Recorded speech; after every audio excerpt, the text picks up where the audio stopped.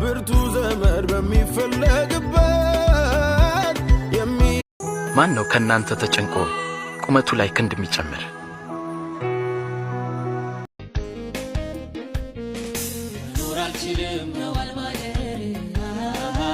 በጣም ቢኬርፉል የተቀበላችሁትን ህይወት ጠብቁ በደንብ አሜን